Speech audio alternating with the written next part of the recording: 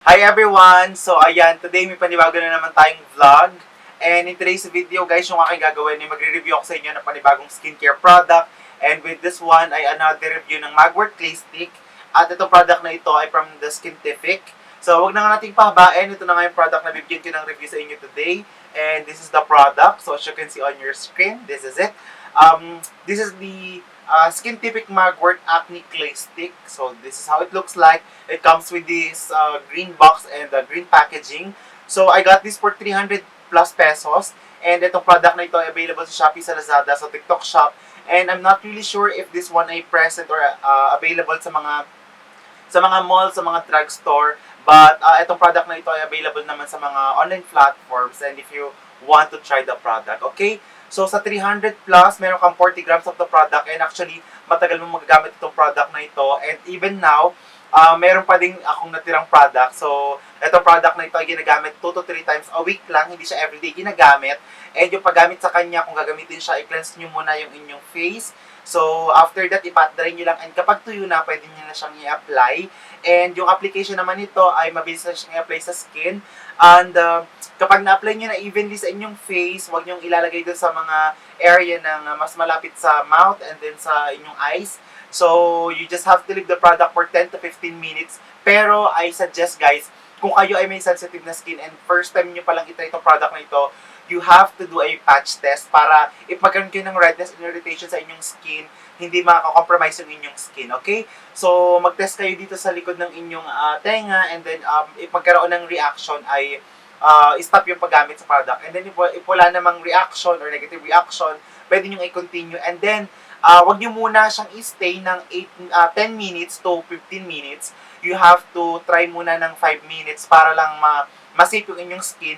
And then, i-adjust nyo sa second time na paggamit nyo to 8 minutes hanggang 10 hanggang 15 minutes hanggang sa makapag-adjust yung inyong skin with the product.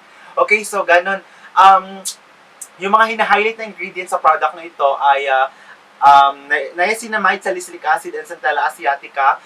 Itong mga ingredients na ito ay good for the skin because good for breakouts, good for acne, nakaka-brighten ng skin, tapos nakaka-hydrate din ng skin. Kaya naman itong mga ingredients na ito, niacinamide, centella asiatica, and salicylic acid ay good for the skin. Also, with salicylic acid, yung maganda sa salicylic acid kasi this is a form of BHA or exfoliant. So that is why, kung gusto nyo magkaroon ng bright na skin, makakatulong siya because this is a form of exfoliant. Yung ginagawa nyo, yung mga dead skin cells, nire-remove niya sa skin. So that's why, kapag nag-cleanse na kayo, marireveal yung fresh, yung glow, and very magandang skin. So, ganun yung ginagawa ng salicylic acid. Pero, madami pang mga claims yung niacinamide, salicylic acid, and centella asiatica. Hindi ko na isa-isahin. But yun yung combined na itong ingredients na ito, when they combine, ganun yung ginagawa niya sa skin natin. So, na-unclog niya yung mga pores, talaga nalilinis niya, nadadry niya yung ating mga breakouts, yung mga pimples, when you leave the product for 10 to 15 minutes. So, yun yung mga ginagawa niya sa skin. So, mostly kung kayo ay talagang malala yung breakouts nyo, you can try to explore the product because maganda yung ganitong product. May salicylic acid na content.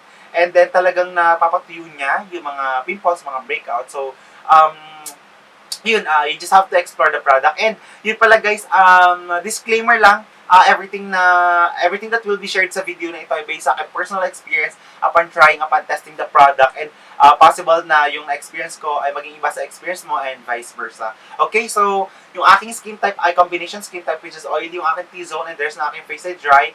And gusto ko lang din i-explore itong product na ito kung really true to its claim na good for pimples and good for unclogging ng pores and good for the oily skin. Okay, so yun.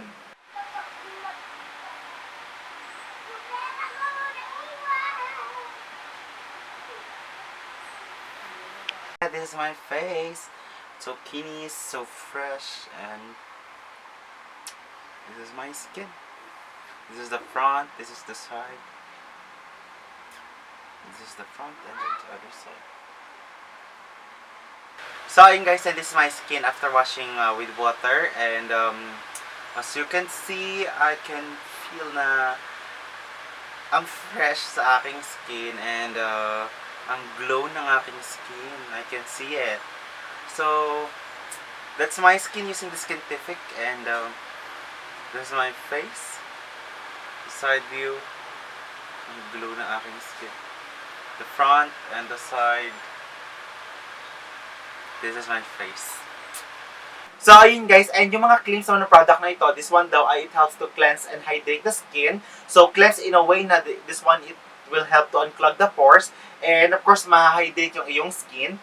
And it helps to reduce acne and bumps. So, because it has salicylic acid, so that is why they claim to be nakaka-reduce siya ng acne because yun nga yung mga ingredients na incorporate na dito ay possible na makatulong to lessen the breakouts of your skin. Okay, so yun yung kanilang claims. And ang dami pang claims dito sa box niya, pero hindi ko na isa-isahin. Lagi ko doon sa description box para alam nyo. And ito yung pinaka-box niya, as you can see. Andito naman sa box niya yung kanyang ingredients, direction for use, and yung caution. You just have to read lang and then ugaliin nyo magbasa before trying, before testing the product. Okay? This is the box. I hope malinaw siya sa screen. And ito naman guys yung kanyang pinaka clay stick. Ito na yung pinaka-product niya sa loob. And gamit ko na talaga itong product na ito. I want you to see it para lang transparent tayo. So, ang dami ko nang nagamit. So, gano'n na kadami. Siguro mga hanggang dito ko na yung nagamit ko. Yan, mga hanggang dito na yung nagamit ko. Pero, madami na talaga. Actually guys, pakita ko sa inyo. Konti na lang siya actually. Iayusin ko lang. Palabasin ko lang yung product. Parang konti na nga lang yun naman ito eh. Ayun, hanggang dyan na lang siya guys. Konti na lang to because yun nga, ginamit ko talaga siya, tinest ko talaga siya kung really good for the skin. Itong clay stick na ito ay very easy to apply, very easy to blend. Yung difference itong dalawa, okay naman itong i-apply sa skin, pero mas creamy, mas very smooth siyang i-apply with itong Skintific na Mugwort clay stick. Very easy to apply, very creamy. Talagang when you apply, it will leave talaga sa skin mo na evenly.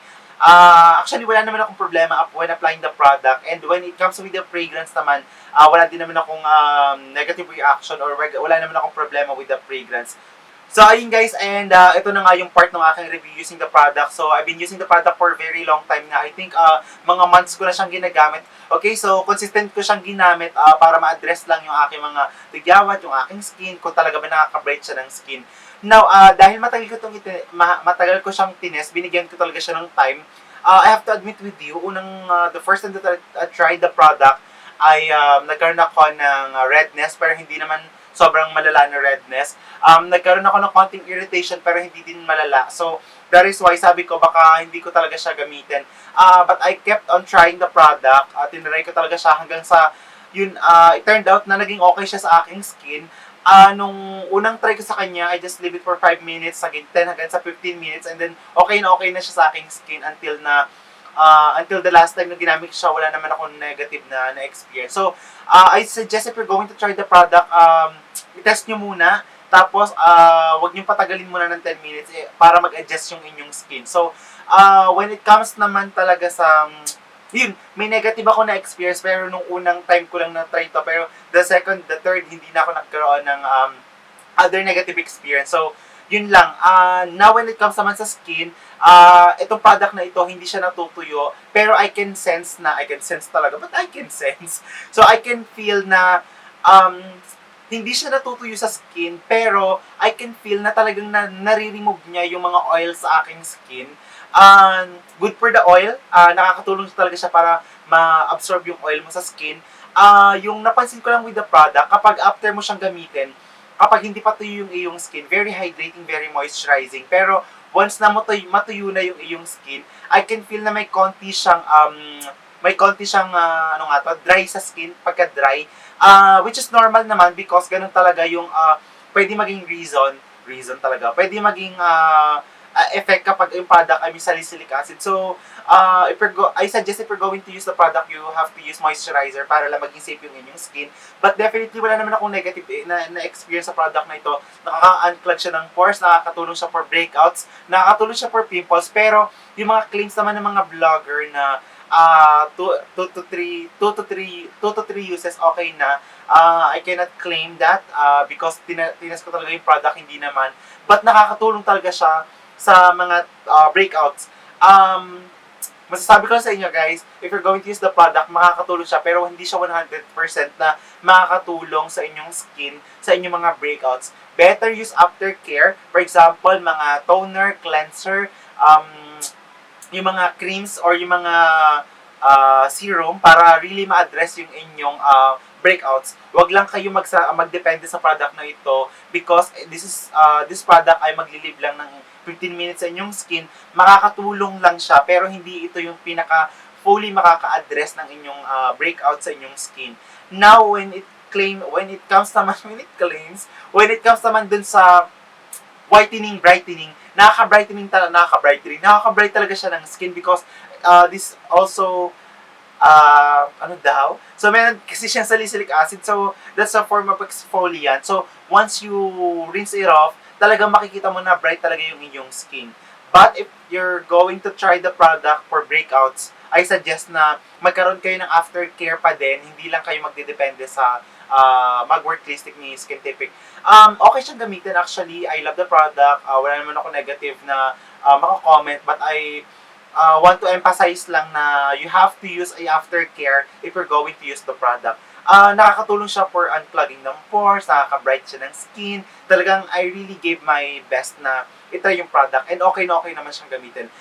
This is not sponsored at hindi din ito PR package. Binili ko ng itong product na ito na sarili kong pera and gusto ko lang talaga siyang bigyan ng justice. So, again, kung first time nyo, baka magkaroon kayo ng redness, irritation. So, don't leave the product for too long. Konting time lang muna and then hanggang sa mag-adjust yung inyong skin, okay? Because yun nga, meron siyang salicylic acid that's form exfoliant and possible na magkaroon ng redness and irritation, okay? Use a moisturizer and palagi kasi sinasabi, use a sunscreen and yun, 2 to 3 times a week mo siyang gagamitin. Okay na okay siya sa skin, address naman yung concern ko, hindi naman ako nagkaroon ng breakouts using the product. So, nakatulong pa siya para ma-address yung aking mga pimples. But using the product, hindi naman talaga super breakouts yung aking skin. But I can say na nakakatulong talaga siya para matuyo yung iyong pimples. Okay? Hindi ito nakakatulong for para ma-address yung mga acne scars. Baka if yun yung concern nyo, hindi siya nakakatulong doon. But yung for pimples, for breakouts, for skin brightening, makakatulong itong product na ito. So that's all and I think that's my honest review using the product and I hope ay na-share ko yung aking honest review. Wala na akong anything na ma-share but kung may nakalimutan man ako na i-share, you can comment sa comment box and of course, I will answer all your questions. But ayun yung aking honest review upon testing, upon trying for months na trying the product and yun. So, that's my honest review and I hope you like it. So guys, thank you so much for watching. And kung nagustuhan nyo yung aking review sa product na ito, please don't forget to give a thumbs up and of course, huwag nyo kalimutan mag-subscribe sa aking channel. There's a red for subscribe and of course, don't forget to click the notification bell para once I upload a new video, you will be notified. Okay? So thank you so much for watching.